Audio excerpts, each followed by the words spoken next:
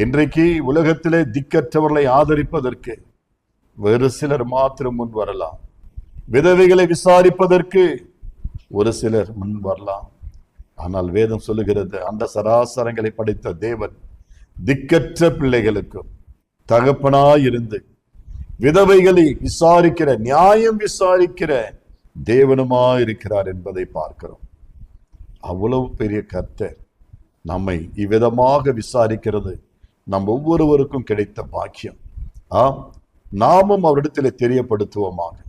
இது விசாரிக்கும் பொழுது நாம் அவரிடத்துல சொல்ல கடமைப்பட்டிருக்கிறோம். சொல்லணும், நம்முடைய கஷ்டத்தை சொல்ல வேண்டும், நம்முடைய குறைகளை சொல்ல வேண்டும், நம்முடைய பலவீனங்களை சொல்ல வேண்டும், நம்முடைய இயலாமையை சொல்ல வேண்டும், தேவனிடத்தில் தெரியப்படுத்தணும்.